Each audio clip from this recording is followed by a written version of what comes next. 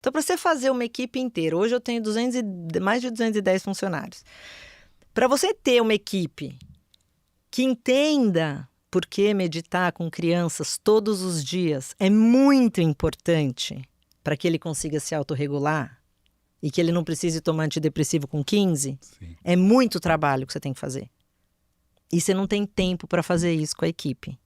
A gente para trabalhar com a gente assim, ó, vai ter workshop de sábado, vai ter que estudar à noite, tem reunião à noite, porque o educador ele tem que ser um eterno estudante, porque é isso que o educador gosta. A gente gosta de estudar, de aprender. Sim.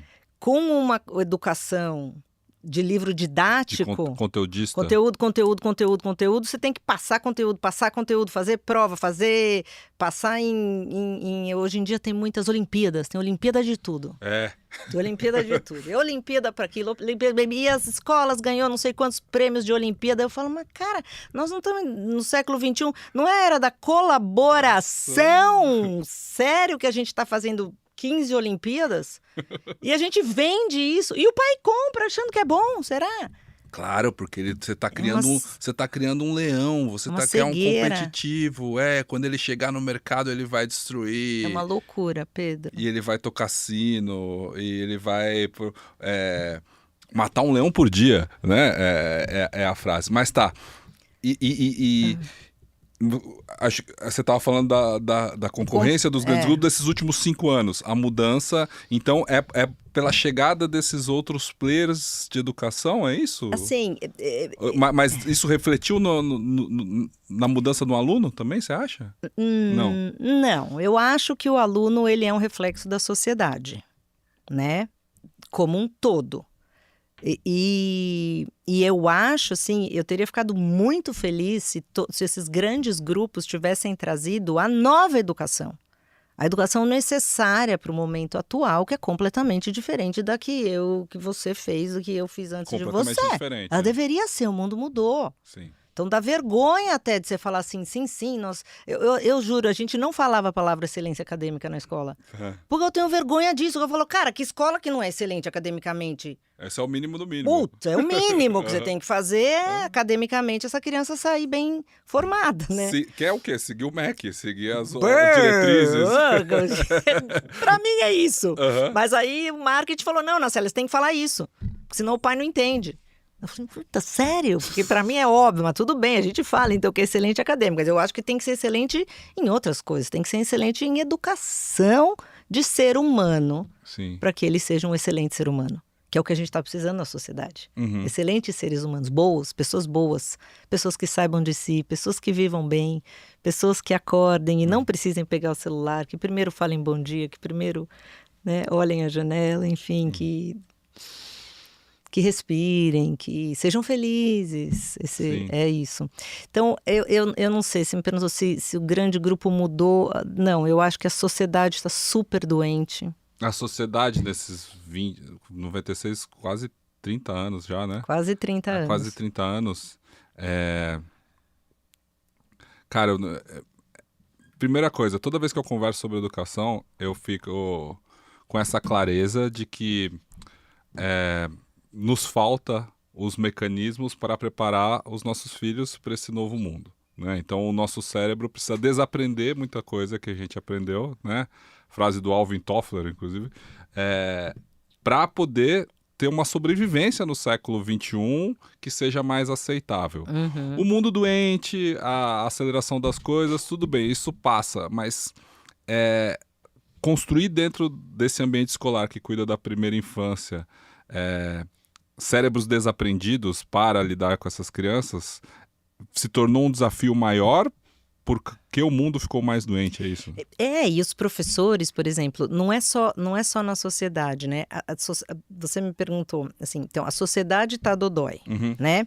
E aí, o que a educação tem feito e grandes grupos e grandes escolas, na minha visão, deveriam falar assim, para de mentir que é só sobre o vestibular. Para de falar isso.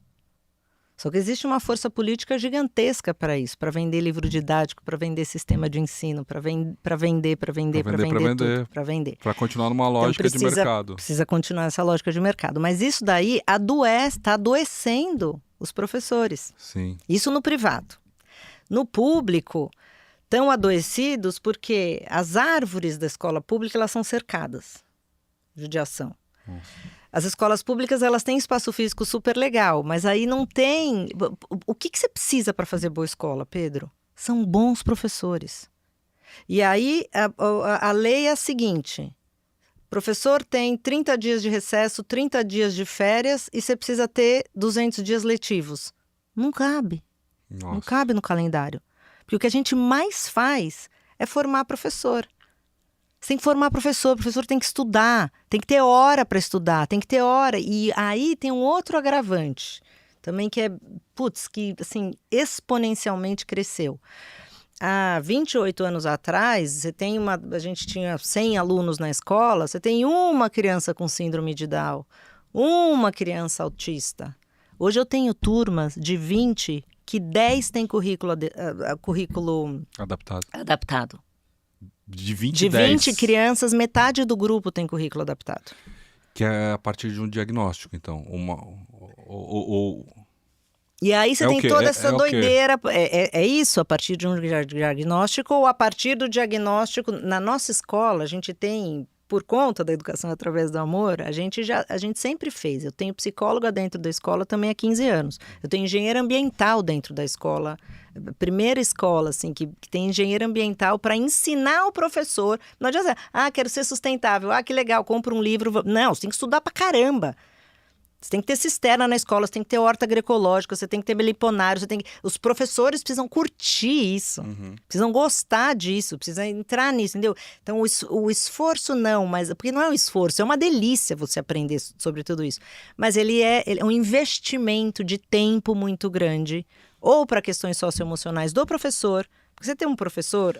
E de formação muito grande, né? Muito grande. E que é uma formação que na lógica mercadológica não vai se pagar. Não se paga. Nunca se pagou. Nunca se pagou. Nunca se pagou. A nossa escola, nesse sentido, nunca se pagou. Não. Você põe muito mais dinheiro nisso.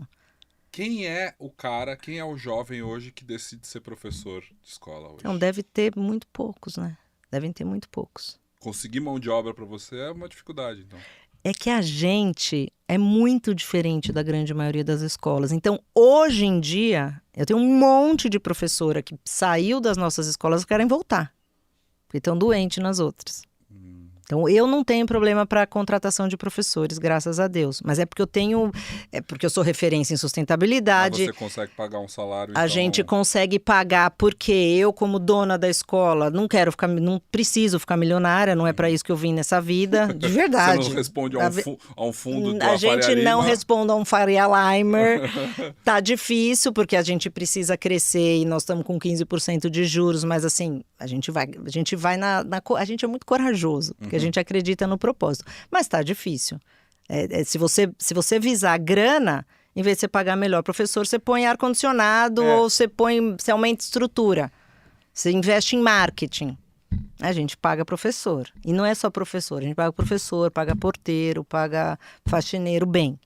Porque a gente entende que todas as pessoas dentro da escola, eles são educadores. Porque a criança, o jovem, ele aprende com exemplo.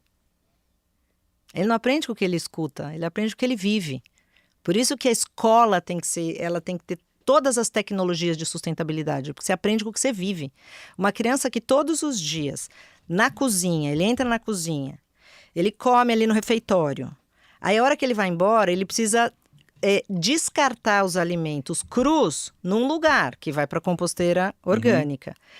O outro, ele descarta o resto do arroz e feijão, ele descarta em outro lugar, que ele sabe que vai para a composteira elétrica. Depois que o adubo está pronto, ele sabe que vai para a horta. Depois que ele planta, ele colhe na horta, ele sabe que volta para a cozinha. Quando a criança começa a viver tudo isso daqui, ele não joga as coisas nos coletores errados. Ele vai vivendo essa prática dentro da casa deles. Nossos filhos, as mães direto falam pra gente, nossa, a gente ia fazer lá na casa, na praia, não sei o quê. Ele falou, onde vai ser a composteira? Onde vai ser a cisterna? Onde vai ser não sei o quê? Eles educam os pais. Eles educam os pais e eles vão ser crianças, com certeza. Eles vão ser adultos conectados com o que é certo na vida. Sim. Não pode fechar um rio, não pode canalizar um rio, porque senão depois dá enchente. Você não pode tomar uma decisão ruim, porque o impacto que isso vai ter na vida de muita gente é muito importante. Você como empresário, então quando você vive as pequenas coisas de sustentabilidade,